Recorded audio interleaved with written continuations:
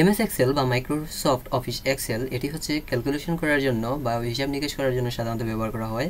আজকে আমরা Microsoft office এক্সেলের একটি বেসিক ধারণা নিব।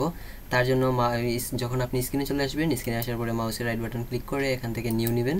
নিয়ে যাওয়ার পরে মাইক্রোসফট এক্সেল ওয়ার্কশিট নামে একটি আইকন দেখতে পাবেন, তার উপরে ক্লিক করবেন। তাহলে সাথে সাথে তারা আপনাকে একটি মাইক্রোসফট এক্সেল ওয়ার্কশিটের একটি ফোল্ডার তৈরি করে দেবে।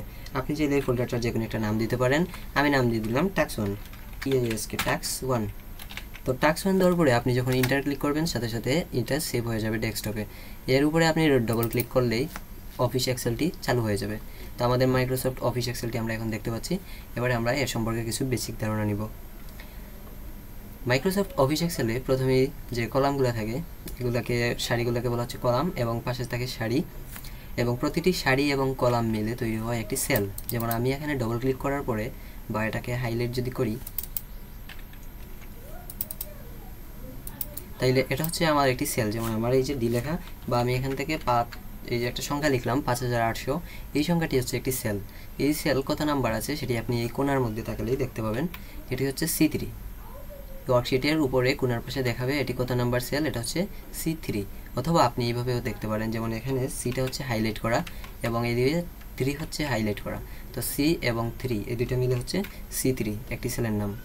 আমরা উপরে যদি যাই তাহলে হোম বাটনে রয়েছে কাট, কপি, ফরম্যাট, প্রিন্টার, পেস্ট। পাশেই রয়েছে একটি ফ্রন্ট আপনার লেখালেখি করার জন্য যে জিনিসগুলো প্রয়োজন ছিল এগুলো এখানেও আছে। আপনি চাইলে ফ্রন্টটাকে বোল্ড করতে পারেন, হচ্ছে ইটালিক করতে পারেন, আন্ডারলাইন দিতে পারেন, চাইলে ফ্রন্টের সাইজ ছোটো অথবা বড় করতে পারেন। এমনকি এই যে এর নিচে রেড চিহ্ন বা এটাকে বলে ফ্রন্ট কালার, এটা প্রেস করে আপনি এখানে যে কোনো ধরনের কালার আপনার লেখার সহযোগিতা করতে পারে। একটু পাশে যদি যাই আমরা, অ্যালাইনমেন্ট হচ্ছে আপনার লেখাগুলো কোন সেন্টারে থাকবে, কিভাবে থাকবে। এখানে হচ্ছে অ্যালাইনমেন্ট টেক্সট লেফট, মানে বাম পাশে যদি থাকে তাহলে বামটা সিলেক্ট করবেন, যদি ডান মিডিল চান তাহলে সেন্টারটা সিলেক্ট করবেন, যদি ডান পাশে যান তাহলে ডান পাশেরটা সিলেক্ট করবেন। এগুলো এখানে আছে। মার্জিন সেন্টার, এখানে একটি লেখা দেখতে পাচ্ছেন মার্জিন সেন্টার মানে হচ্ছে ধরেন আপনার একটা লেখা এতটুকু পর্যন্ত জায়গার মধ্যে থাকবে, তখন এতটুকু পর্যন্ত জায়গা সিলেক্ট করার পরে মার্জ এবং সেন্টারে ক্লিক করলে সেইটুকু অংশ আপনাকে খালি করে দিয়ে দিবে। এরপরে আছে নাম্বার হচ্ছে এখানে আপনি পার্সেন্টেজ, বিভিন্ন সেমিকোলন, কমা, এবং নানা ধরনের সংখ্যাগুলো এখান থেকে দেখে ব্যবহার করতে পারবেন। এখানে অনেক ধরনের সংখ্যা প্রতীকের মতো আছে। তার নিচে আছে স্টাইল, পাশে স্টাইল রয়েছে। কন্ডিশনাল ফরম্যাটিং, তো এখানে হচ্ছে conditional formatting, format as a table, cell, style, এখান থেকে বিভিন্নগুলো আপনি চেঞ্জ করে নিতে পারবেন। যেমন এখান থেকে যদি সেল স্টাইলে যাই, আমার যে সেলটা সিলেক্ট করা ছিল সেটা এখন বিভিন্ন কালার হচ্ছে বা বিভিন্ন ডিজাইন দেখতে পারবেন। এখানে আপনার যে ডিজাইনটা পছন্দ হয় সেই ডিজাইনটি এখান থেকে দিতে পারবেন। পাশে রয়েছে সেল হচ্ছে ইনসার্ট মানে হচ্ছে নতুন কোনো সেল যদি আপনি এখানে ঢুকাতে চান বা নতুন কোনো সেল বানাতে চান তাহলে হচ্ছে ইনসার্ট সেল। ডিলিট হচ্ছে আপনি কোনো সেলকে কেটে দেবেন তাহলে সেটা হচ্ছে ডিলিট সেলের আওতায় পড়ে। এবং ফরম্যাট সেল, কোনো সেল যখন আপনার কাছে আপনি চাচ্ছেন যে এটাকে আমি ঠিকভাবে করব, তখন আপনি এই ফরম্যাট সেলের সহযোগিতা নিতে পারেন। দেখুন আমি ডিলিট করে দিলাম এবং সেই আগের সেলটি চলে গেল। পাশে রয়েছে এডিটিং হচ্ছে autosum, fill, clear, sort, filter and find selected. তো এখানে অটোসাম যে অপশনটা, এই যে অটোসাম কোণায়, ডান পাশে একবারে কোণায়, অটোসামের মধ্যে আপনি বিভিন্ন ধরনের অঙ্কের সূত্রগুলো পাবেন এবং মোর ফাংশনে দিলে আরও অনেক ধরনের এখানে বিভিন্ন ধরনের সূত্রগুলো ব্যবহার করতে হবে। এই হচ্ছে মোটামুটি আমাদের হোমের কাজ। হোম থেকে পাশে চলে গেলে পাবেন ইনসার্ট, সেম প্রথমটার মতো। ইনসার্টে এখানে টেবিল ছিল, পিকচার আছে, ক্লিপ, শেপ আছে, শেপ থেকে যে কোনো আকৃতি নিতে পারেন, স্মার্ট আর্ট, তারপরে স্ক্রিনশট। এক্সেলে স্ক্রিনশটের জন্য F1 প্রেস করতে পারেন অথবা আপনি সরাসরি এখান থেকে স্ক্রিনশট নিতে পারেন। পাশে রয়েছে চার্টের মধ্যে আবার কলাম, লাইন, পাই, বার, এরিয়া, এই শব্দগুলো রয়েছে। এগুলো হচ্ছে যখন আপনি এক্সেলকে যে কোনো একটা কিছুকে আপনি যখন এক্সেলের ধরেন মান দিয়ে দিলেন, সেই মান অনুযায়ী তারা কলাম, লাইন, গ্রাফ, পাই এগুলো তৈরি করে দেবে আপনার যেটা প্রয়োজন হয়। পাশে আছে স্পার্কলিং লাইন্স, সেইগুলো হচ্ছে লাইন, কলাম, যে কোনো ধরেন আপনি একসাথে 5, 7, 9, 10 এভাবে দিলেন তাহলে লাইনটা উঠানামা করবে।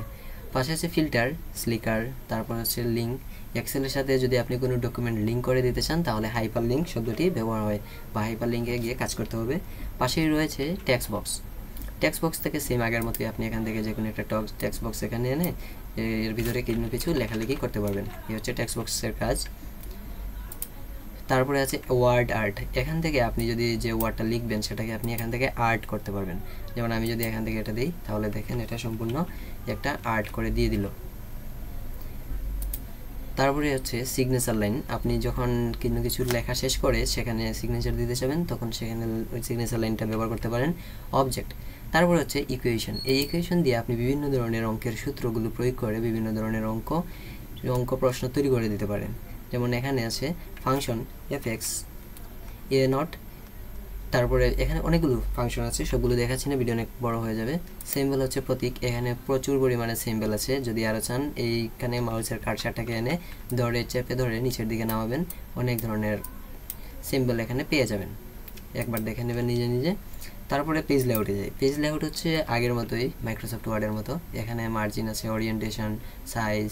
মার্জিন তো এই মার্জিন হচ্ছে একটা পেজের কতটুকু মার্জিন দেবেন, ওরিয়েন্টেশন পেজটা আপনি কিভাবে লিখছেন, সাইজ হচ্ছে আপনি কোন পেজে লিখতে চাচ্ছেন, প্রিন্ট এরিয়া, তারপরে ব্যাকগ্রাউন্ড পিছন সাইডটা কেমন হবে, এখানে হচ্ছে হাইট, ওয়েট, স্কেল, সবগুলো এখানে দিয়েও আপনি একটি ফরম্যাট তৈরি করতে পারেন। এটা হচ্ছে এটার ক্ষেত্রে প্রযোজ্য, এই লেখাটার জন্য আপনি এখানে আলাদা একটি সাইজ দিতে পারেন।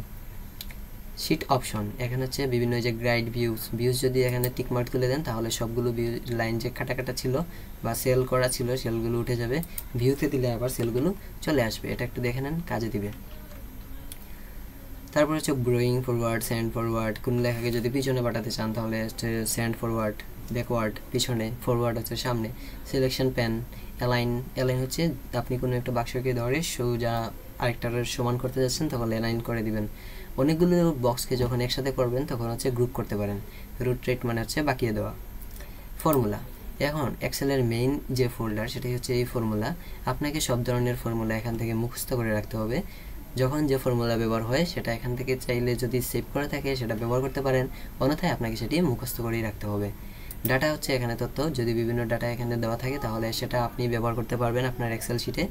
আগে যে ডাটাগুলো ছিল সেটা এখান থেকে এনে ব্যবহার করতে পারবেন। রিভিউ, আপনি যতক্ষণ ধরে লিখলেন তাকে ভুল হয়েছে সেটা হচ্ছে স্পেলিং, এই যে উপরের বাম পাশে কোনায় হচ্ছে স্পেলিং বানান কেমন হয়েছে। রিসার্চ হচ্ছে আপনি কোনো একটি বানান খুঁজছেন, তো ধরেন এতগুলো শব্দের মাঝে কোন বানানটা বা কোন সংখ্যাটা আপনি খুঁজছেন সেটা সার্চ দিলেই সে খুঁজে বের করে দেবে।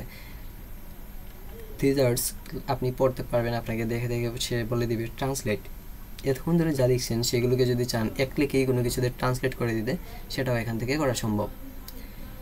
প্রোটেক্ট শিট, এটা হচ্ছে প্রোটেক্ট শিট হচ্ছে আপনি যে শিটটা তৈরি করেছেন সেটা আপনি ছাড়া আর কেউ ব্যবহার করতে পারবে না, এজন্য প্রোটেক্ট শিট। প্রোটেক্ট ওয়ার্কবুক, এটাও সেম, আপনি এখানে পাসওয়ার্ডগুলো ব্যবহার করতে পারেন।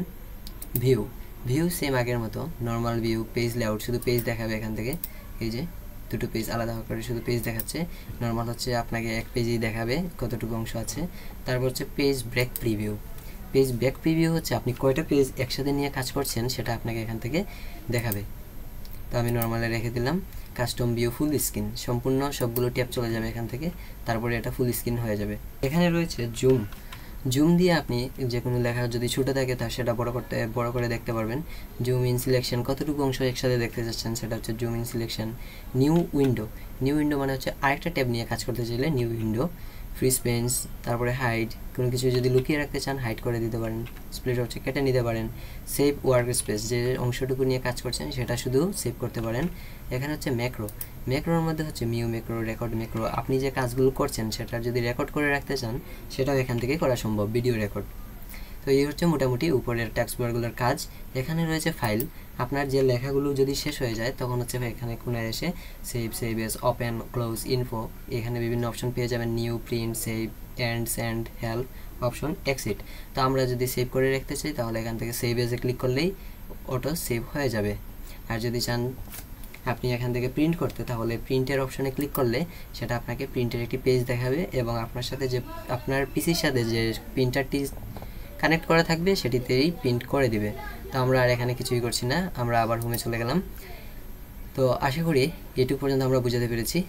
বাকি একদিন আমরা বাকি সবটুকু এক্সেল নিয়ে একসাথে কাজ করে দেখাবো। সেই পর্যন্ত ভালো থাকুন।